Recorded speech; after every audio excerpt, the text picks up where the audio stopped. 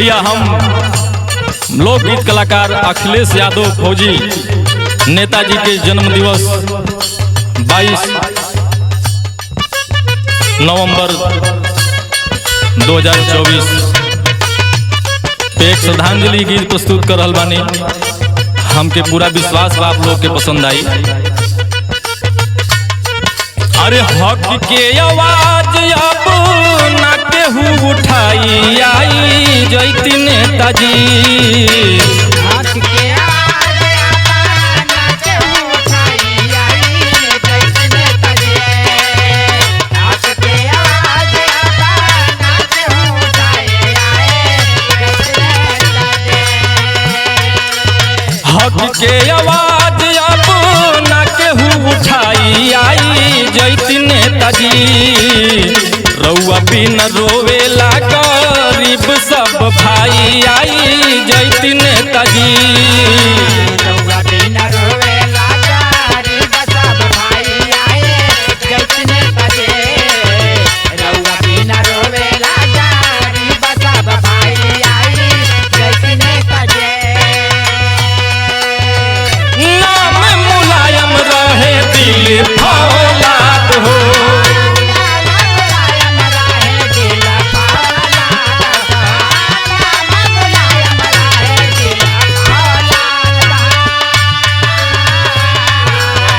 सीमा पे सम्मान पौले गरीब के औलाद हो।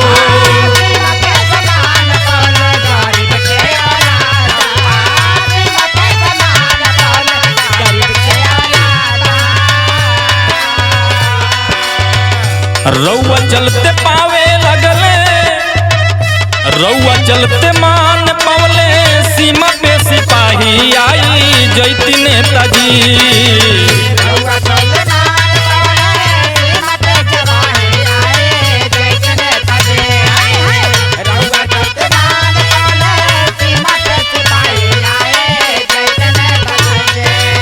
रउआ बिन रोवेला गरीब सब भाई आई जैती नेताजी।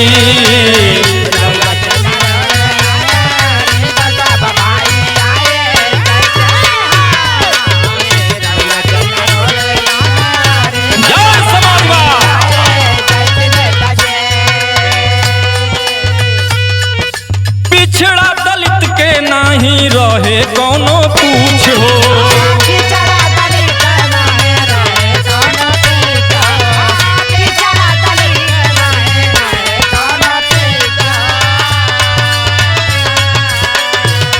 पिछड़ा दलित के नाही रहे कोनो पूछ हो। नौकरी न मिले खाए के नाही रहे कुछ हो।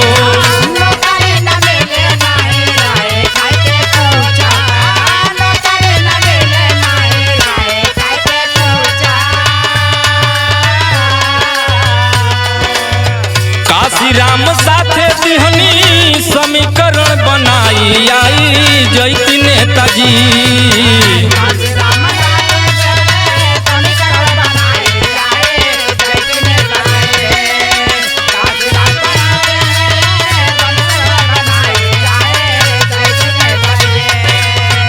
रउआ बिन रोवेला गरीब सब भाई आई जैती नेताजी।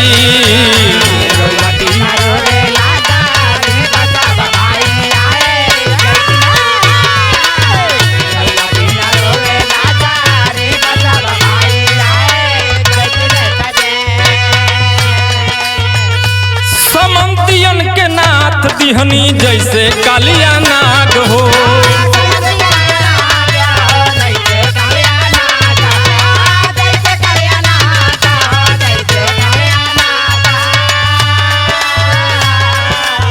समंतियन के नाथ दिहनी जैसे कालिया नाग हो।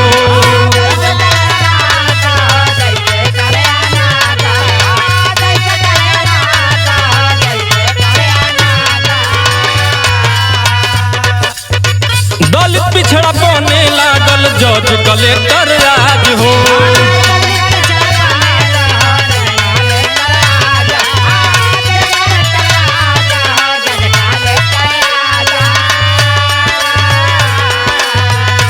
पंच सरपंच दिहनी सांसद बनाई आई जैती नेताजी।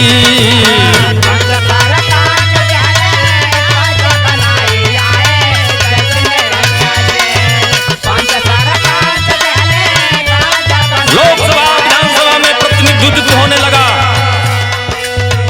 अरे पंच सरपंच दिहनी सांसद बनाई आई जैती नेताजी।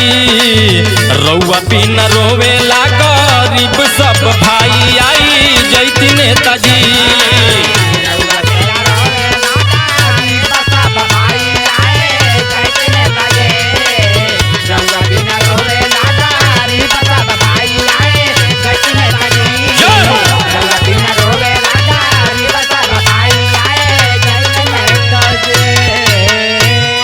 जय समाजवाद, जय अखिलेश। नेताजी धरती पुत्र मुलायम सिंह यादव अमर रहे।